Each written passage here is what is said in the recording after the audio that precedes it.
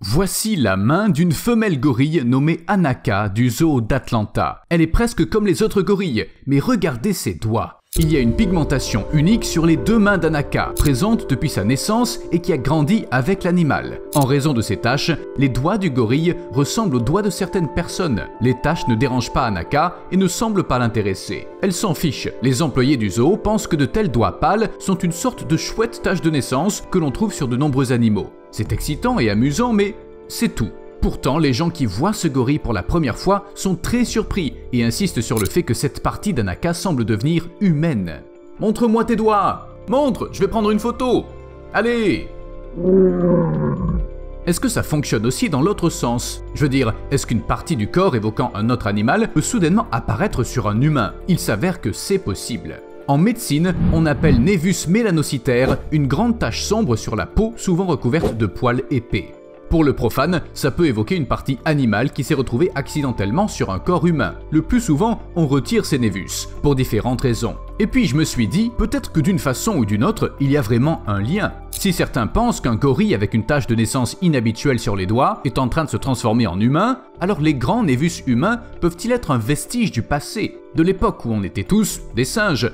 Pour tirer ça au clair, il faut savoir d'où viennent les grains de beauté et les taches de naissance. Il s'avère qu'ils peuvent apparaître pour des raisons surprenantes. Taylor Mull est une chanteuse américaine, un mannequin et plus généralement une personne plutôt célèbre. Un côté de son torse a une couleur de peau différente. En fait, c'est un énorme grain de beauté. Tout peut arriver, pas vrai? En fait, son grain de beauté fait partie du corps de son jumeau qu'elle a absorbé dans l'utérus. Il s'agit d'un phénomène très rare. À un stade précoce du développement embryonnaire, deux zygotes fusionnent et forment un seul être humain avec deux populations cellulaires différentes. Deux jeux d'ADN. Les scientifiques appellent cette condition le chimérisme et ça peut avoir de sérieuses conséquences sur la santé. Mais on en parlera une autre fois. L'histoire de la tache de naissance de Taylor Mull n'est qu'un exemple, unique en son genre. La plupart des grains de beauté apparaissent lorsque les mélanocytes, les cellules de la peau qui contiennent la mélanine, se développent en grappes. En général, ces cellules sont réparties uniformément et donnent à la peau une certaine couleur, mais parfois elles se regroupent en amas. Et voilà, on a un grain de beauté.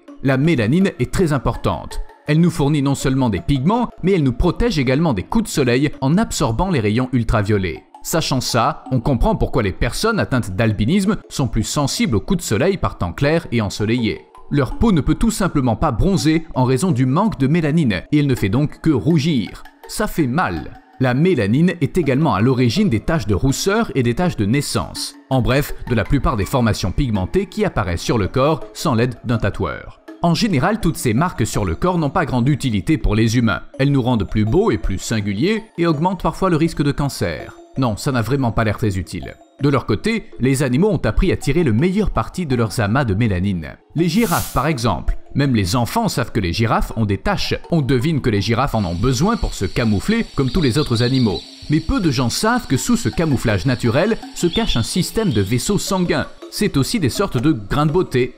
Et quand on voit de petits points rouges sur son corps, il s'agit là encore de grains de beauté, appelés hémangium. Et les taches de naissance rougeâtres, d'après ce que j'ai compris, c'est aussi la même chose. D'ailleurs, les girafes se contentent pas de se déguiser à l'aide de leurs taches de naissance. Elles évacuent également la chaleur corporelle en envoyant le sang vers certaines zones du corps. Chaque tache est en quelque sorte une petite fenêtre qui peut être ouverte pour rafraîchir l'animal lorsqu'il fait trop chaud. Ok, et les tigres? Chaque tigre a généralement plus de 100 rayures sur son corps et elles sont toutes différentes. C'est des sortes d'empreintes digitales qui se forment grâce à la mélanine. Elles servent également de camouflage. De plus, la peau d'un tigre est aussi rayée que sa fourrure. Oui, si on rase un tigre, eh bien, ça lui plaira pas, mais il aura quand même des rayures. J'en ai marre, je veux plus être un tigre. Je vais raser ces stupides rayures et devenir un lion. Il s'avère que toutes ces théories sur le gorille aux doigts pâles qui se transforme en humain ne sont pas vraies. Eh bien, oui, tout s'explique par la mélanine, et rien de plus. Mais c'est pas la seule raison pour laquelle les primates modernes ne peuvent pas devenir des humains. C'est notamment parce que les humains ne descendent pas du singe. Attends, quoi? Mais alors, et Darwin? Et tout ce qu'on nous a appris à l'école? C'était des mensonges? Du calme, tout doux. Les humains et les chimpanzés partagent bien un ancêtre commun, qui a vécu il y a environ 6 à 8 millions d'années. En un sens, c'était un primate, mais c'était pas la seule espèce au monde, juste un ancêtre commun aux humains et aux chimpanzés. À partir de cet ancêtre, les humains et les chimpanzés ont pris des chemins différents. Nous, on a inventé TikTok, et eux, eh bien, ils se sentent bien comme ils sont. L'évolution de l'homme, comme celle des autres espèces, n'est pas une ligne droite. Au contraire, des ancêtres communs ont donné naissance à différentes espèces, comme les branches d'un buisson. Notre espèce, Homo sapiens, est tout simplement la seule à avoir survécu. En bref, si on emploie la terminologie de la parenté humaine, les humains et les singes modernes sont des cousins très éloignés, mais pas des ancêtres et des descendants. D'accord, mais pourquoi tous ces cousins n'ont pas évolué en d'autres espèces humaines au fil du temps? L'évolution n'est pas censée constamment tout améliorer. L'homme étant l'espèce dominante de la planète, il semble que les autres primates ont besoin de rattraper leur retard. Pas vraiment. La raison pour laquelle les autres primates ne se transforment pas en humains est qu'ils sont très bien comme ils sont. L'évolution n'est pas une question de progrès, mais d'adaptation des animaux à leur habitat. Il n'est pas nécessaire que les chimpanzés se transforment en humains alors qu'ils peuvent rester des chimpanzés, et rien de tout ça ne réfute la théorie de l'évolution. Oui, il y a quelques problèmes avec la théorie de Darwin, mais elle est globalement correcte.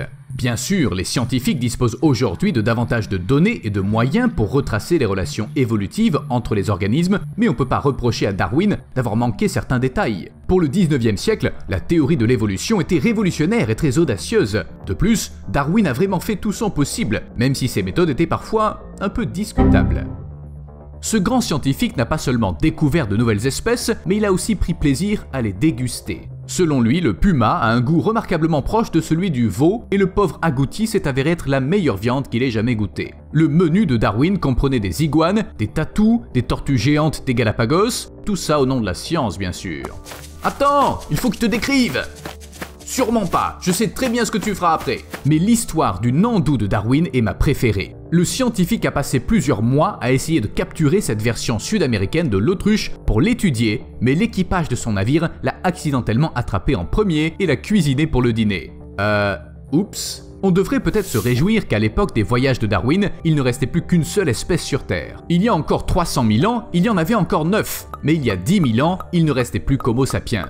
La disparition de ces autres espèces fait penser à une extinction de masse. Mais il n'y a pas eu de catastrophe environnementale, éruption volcanique, changement climatique, impact d'astéroïdes.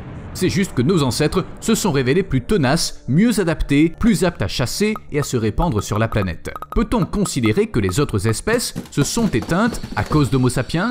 D'une certaine manière, oui. Mais il n'y a rien de personnel là-dedans, c'est juste l'évolution. Quoi qu'il en soit, on est sur Terre depuis longtemps, tout comme nos tâches de naissance. Vous vous souvenez de ce dont j'ai parlé au début? J'ai pas trouvé d'informations sur ce à quoi ressemblaient les tout premiers humains, mais je suis tombé sur autre chose. Le vitiligo, c'est un trouble de la pigmentation qui entraîne la disparition de la mélanine dans certaines zones de la peau.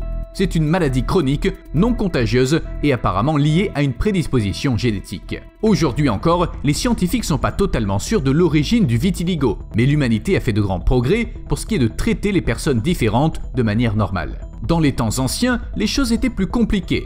On trouve des descriptions de ce que les scientifiques modernes appellent le vitiligo dans certains textes anciens. On pense que la première mention du vitiligo se trouve dans un texte médical égyptien appelé le papyrus Ebers, écrit vers 1500 avant Jésus-Christ. Le vitiligo est mentionné dans d'anciens textes médicaux indiens, des histoires grecques et des textes religieux. Et le plus souvent, nos lointains ancêtres n'aimaient pas les personnes atteintes de vitiligo. Cette affection était associée à la lèpre, bien que cette dernière soit infectieuse, contagieuse et n'ait rien à voir avec le vitiligo. Mais ça n'arrêtait pas nos ancêtres. Ils croyaient que les personnes atteintes de vitiligo étaient punies par des puissances supérieures, ce qui signifiait qu'il valait mieux s'en tenir éloigné. Et si possible, il était plus sûr de bannir ces malheureux, simplement au cas où.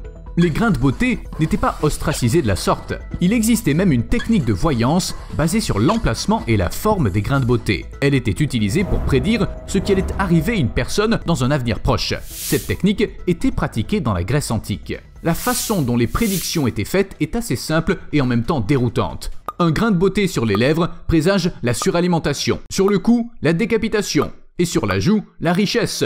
Un sacré éventail, hein?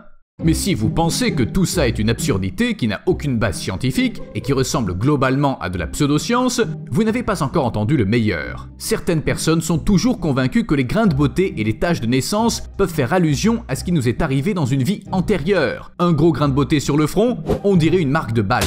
Un grain de beauté légèrement incurvé quelque part sur le corps, ça signifie que dans une vie passée, on a été poignardé avec un couteau, pendant notre sommeil. Ne me demandez pas pourquoi c'est arrivé pendant qu'on rêvait, j'en ai aucune idée. Si on a une tache brun rougeâtre sur le front, ça signifie que cette marque a été laissée par une flèche empoisonnée. De nombreux grains de beauté au même endroit? C'est évident, ils ont été laissés par beaucoup de flèches. On ne sait pas si elles étaient empoisonnées ou non. Mes sources ne disent rien à ce sujet. 1, 2, 3, 4, 5, 6, 7, 8, 9? Donc j'ai reçu 9 flèches dans le bras? Eh bien, mon ennemi dans une vie antérieure n'était pas doué pour le tir. A plus.